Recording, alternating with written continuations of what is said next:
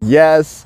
What's going on, everybody? It's your boy Zamboni. I'm an herbalist and astrologer, and it is time to talk about the astrology of the week ahead. Thank you so much for being here. Thank you for being a part of this situation. Thank you for being here on the brand new email newsletter. What a journey this is going to be. Clearly, I have no idea what the fuck I am doing. So thank you for being here, and let's talk about it. Let's get into it. Let's get weird with it. This is a real weird week. It's a good time to get weird. So we are, this week, the first thing that is going to bring us toward that kind of weirdness is we've got Mercury in Gemini turning retrograde.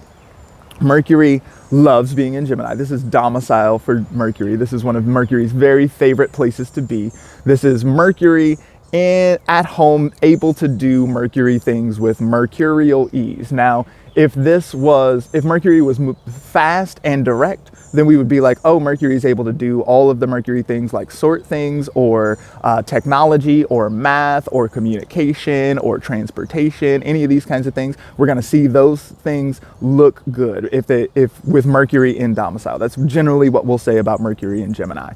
However, with Mercury retrograde, we're still going to see a domicile Mercury, right? So still seeing Mercury able to do the Mercury things strongly, but it's going to be Mercury retrograde things. Mercury retrograde, we can think about the chthonic Mercury, the one that will take you to the underworld, the ferryman who will take you from the land of the living to the land of the dead. So already there's something a little bit murky, strange, high strangeness can show up with this kind of Mercury. Also, Mercury is a trickster. So we can think about deception, or we can think about just playing games, playing jokes, playing pranks, these kinds of things. Like, you thought that it was going to be so simple and easy, didn't you? Isn't that what you thought? Well, I have news for you. That's the kind of situation that we're looking at here with this Mercury retrograde in Gemini. That, of course, is going to retrograde back from Gemini into Taurus. I think that's particularly resonant, and that all of the Mercury retrogrades are going to do that this year. They're going to move from an air sign back into the earth sign before it. And this to me is very interesting because where we are in this historical moment is we are moving from the era of Earth. So we used to have Jupiter-Saturn conjunctions in Earth signs every 20 years. For a period of 200 years that happened. And then now we're moving into an era of Jupiter-Saturn conjunctions in air signs. And I've done long talks about this. I'll link some of that up in the stories here. But so there's a whole historical moment here where we're moving from Earth to air. But because it's a long cycle, because it's 200 years, it's not a light switch situation where it's like, oh, now we're doing air. Ta-da, right? There's this sense of like having to figure out how to navigate. Like if you were born in the 80s like I was, then everybody at that time thought that we were just going to do Earth for the rest of time. That's what we're doing. We're doing Earth now, right? And so there's going to have to be some kind of transition here. So when we think about all of our trans words, right? All of those are Mercury words, right? So transition or transportation or any of that stuff, that's going to be Mercury. And we're going to be seeing Mercury retrograde flipping things on its head. We're going to see things moving backwards. We're going to see some, regression of some sort. We're going to see mistakes, errors, problems showing up, all of these kinds of things. Make sure and save another copy. If you are working on something important, always save your work way more often than you think you need to. Save another copy of it, because this looks like a time when things want to get crazy, right? So, and indeed, that's not the only thing that's going on here. That Mercury retrograde, which is so it's moving back into Earth, right? And so there's something that is not yet accomplished with that Earth that needs to be worked out. Again, we need to tie up some loose ends when it comes to the Earth, way of approaching things. Again, like I said, I will link up some stuff where I've talked about it in much longer form, so you'll be able to see all that. So, but that Mercury retrograde in Gemini also has a square from Mars in Pisces. And Mars in Pisces is kind of the main player for the rest of the week. Now, before I get into all that, I just want to say thank you again real quick. Thank you for everybody who sends me a tip via Venmo, Cash App, PayPal. That is super, super helpful. Thank you so much for doing all of that. Thank you for supporting in all the ways that you can. If you want to join the Patreon, then you can get electional reports and as well as courses for basic astrology. And like those courses are not going to make you into a consulting astrologer, but they will help you to understand what I'm talking about and help you to understand the electional reports so that you can time auspicious things in your life. With that said, out of the way, let's talk about Mars in Pisces. So Mars in Pisces is going to be closely conjunct Neptune this week. Now that is not necessarily big news, except that Jupiter is moving into Aries, which is a Mars sign. And we are also going to have a full moon lunar eclipse in Scorpio, which is a sign that is ruled by Mars. And so both of these major things that are happening here are going to take place in Mars signs. This is very important for a couple of reasons. One, because we're going to see all of this again. We're going to see every last bit of this is going to show up another time. Mars in the last bit of Pisces here. Jupiter is going to come back and revisit all that. We've got more Neptune Pisces business that's going to come back.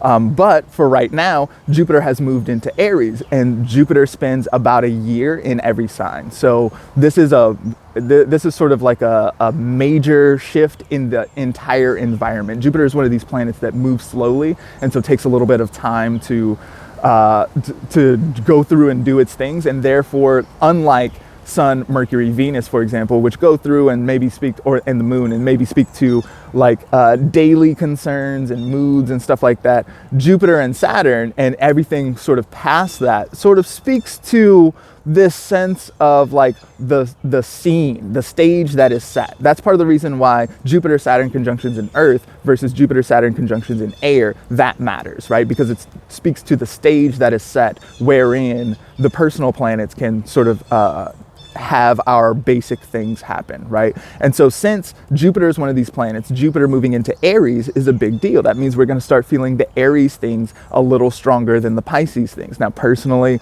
I'm kind of into this. I like Jupiter in Pisces. I talked a lot about it being really nice and everything. My personal experience of it wasn't that great. And I think the Neptune thing, shout out to Sylvie Oslin, by the way, who predicted this shit way before I wanted to believe it. But the Jupiter-Neptune conjunction is so soupy. It's so like confusing even. There's just like a lot of thoughts and not any real clarity. Aries is very good for being direct and clear. Not necessarily good at making good decisions, but at least it's clear and direct in its operation. And I, for one, am pretty into that. I'm ready to like see about it, and that like might have to do with my own chart and everything. But like, I feel like he's dry. Having a little bit of that dryness, just having a little bit of this like sort of like it's not quite so just like all the emotions, all the feelings and stuff, like there's a little less of that. So that seems pretty helpful to me. Now, the other thing that's going on here, but the thing about that is we've got Mars in Pisces, right? So Mars is still in this suit. Mars is still with Neptune. One of the things that astrology is basically a giant game of Mad Libs, right? So you can just sort of substitute Mars words and Pisces words or Neptune words and just put them together and see what we get. Mars is often angry. Neptune is often confused. So we put those together and we've got angry and confused. That's a rough situation, right? That's a tough thing to have to deal with. That, I think, might interfere. I'm sorry about the audio. I'm a little too deep to restart it a third time at this point. You just got to deal with it. I'm sorry. But I'm gonna get some new equipment or something. I'm thinking about you, but I can't handle it right at this moment. See what I'm saying about all this Pisces and it's all like weird and soupy and the electricity stuff isn't working properly. But Mercury retrograde, I'm going to work on trying to solve these problems. I promise I'm working on it. So the other thing that's going on here, I've been talking for 10 minutes already, haven't even gotten to the main event, which is the full moon lunar eclipse in Scorpio. This is a big deal, big deal. again, we are going to see this happen again. We're going to see more eclipses on this Taurus and Scorpio axis. And so this is something that is likely to come up again. Mars, in fact, is going to spend a bunch of time retrograde in Gemini. So this retrograde in Gemini thing is going to show up again. Jupiter is going to move back into Pisces, and we're going to see all this Neptune stuff again. So everything that we're seeing this week is very sort of critical to what's happening next. Wherever we're moving from here, this is like, we're going to see this again, and we're going to probably see it again after that, because these eclipses they're just going to continue for a little while now. So eclipse in Scorpio. So a full moon in Scorpio closely square to Saturn is tough on a good day. That's like, you know, full moon in Scorpio is, so the moon in Scorpio is fallen in this position. Anytime we see a planet in its fall like this, we don't necessarily see a planet that is weak. We see a planet which is maybe unnecessarily strong. So if we think about the moon has to do with like humor and mood and how I feel and safety and security and stuff like that. Moon in Scorpio can get a little neurotic about that sort of stuff. The moon in Scorpio does not forget to lock the door at night and that sort of stuff, right? There's a certain fear that can go with that. Full moon is always a time when feelings get really big. It starts to get like, whoa, and all that, right? So full moon in Scorpio is real big feelings. Square to Saturn, we've got toughness, obstacles, a clash with authority or a clash with elders or something like that. Doesn't feel good, right? Now let's make it an eclipse. Now it's like more volatile than it was before. We're thinking about like switching the lights off and then switching them back on, and this sense of like, we don't necessarily know what's coming next. There's an unexpected sense, surprises, volatility, and that sort of stuff. We should not forget that Uranus is still present in Taurus, and so we had this new moon solar eclipse 2 weeks ago that was closely conjunct Uranus, that was super volatile and changing things very quickly. So that is also in operation here, plus eclipses, plus moon in Scorpio, plus square to Saturn. This looks, so coming back to, and it's all ruled by Mars. So, and Mars is conjunct Neptune. Angry and confused. We're back to angry and confused. It seems like it's going to be really easy to be angry and confused this week. Now look, if you find yourself in that situation and you're angry and confused, or at least angry, maybe if you are feeling that anger, it might be good to remember that confused might go with that. You might be mad about something and you don't have all the facts, or the facts that you have might not be what you think of as facts. We might be in a situation where you don't necessarily know what's going on. Maybe you don't know how you even feel properly.